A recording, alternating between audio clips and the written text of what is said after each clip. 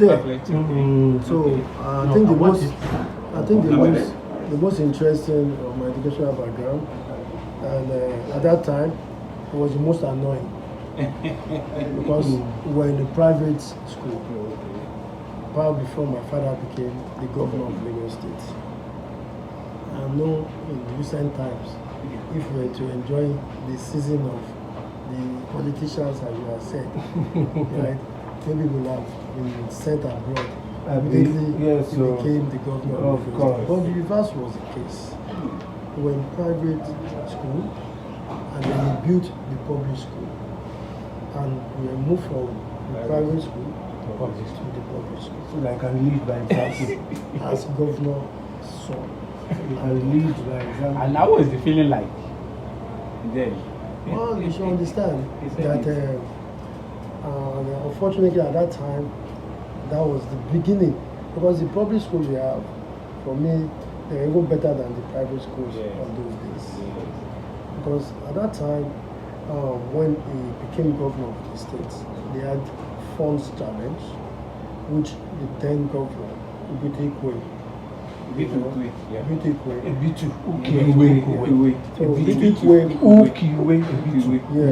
told him after the election, I said, Alaji, you have won election.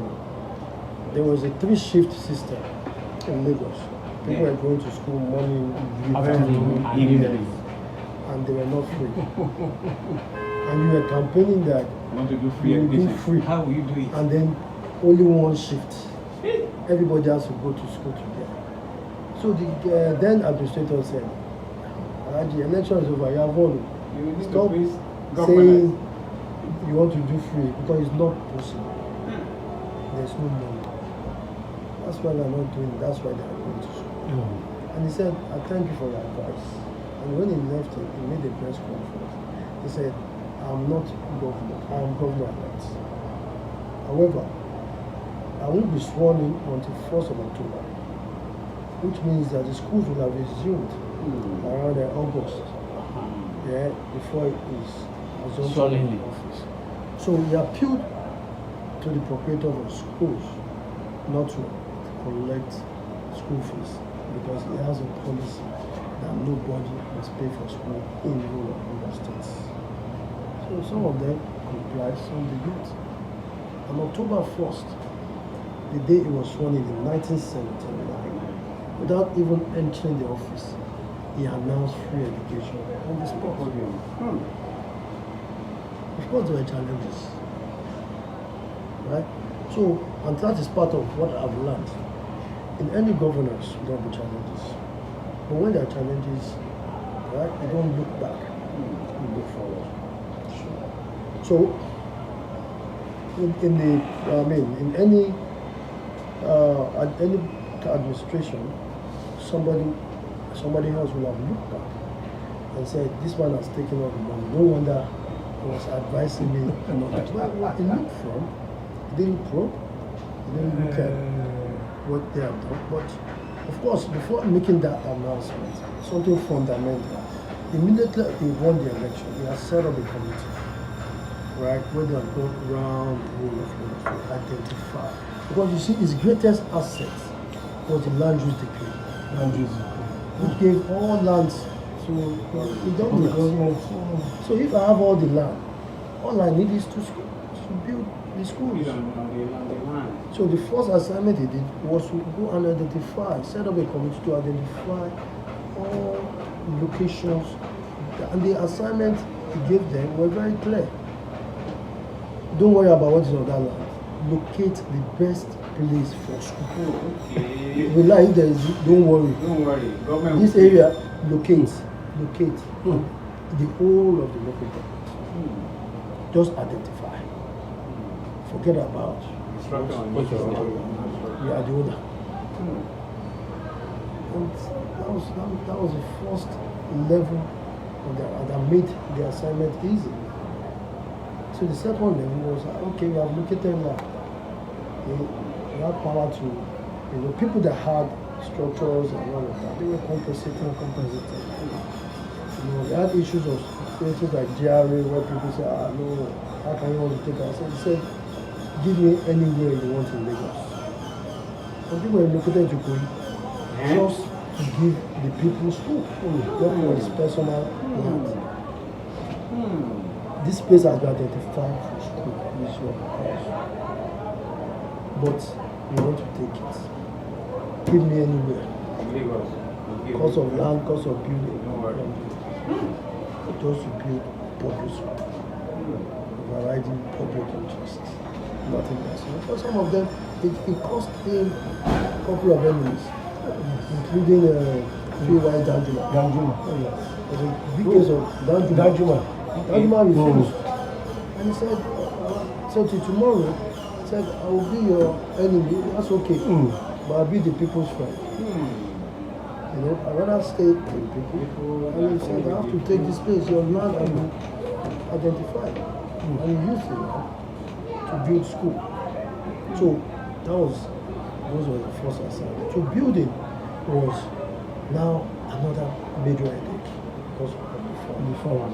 So they brought out that prototype of school where they had no windows, no doors. Just like a store. Then they were a term poultry sheds. That how can one be in school, right? And they looked at it and said, well, if these places are identified, people are going to school morning, afternoon, and night.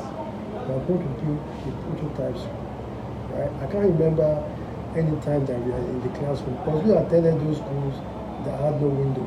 We were moved from schools that had air conditioning, to school with no window, no door, and I can't remember, they were built in such a way.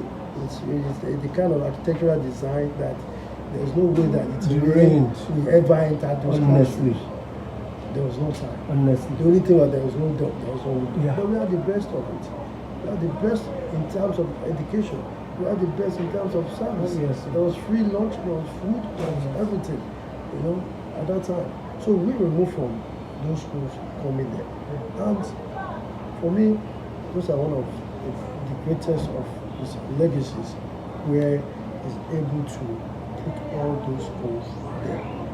Perhaps if he has not initiated that kind of design, we probably still be facing not a 3-shift system in school today, maybe a 6-shift system, because those lands will never be there today.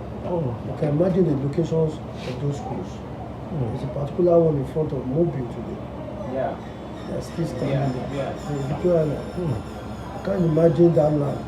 Somebody Giving it out. giving it out for school. It would have been a total of the opposite or Chevron. Chevron will not go that far. They will take that school. It's in JRA, it's in Ikoyi, and it did not only put us in those schools, it mandated every member of his cabinet, right, must have their child and top level of civil service. Must put all their kids in all of those schools. And there was no excuse because there's nowhere in Lagos that you will not find those schools.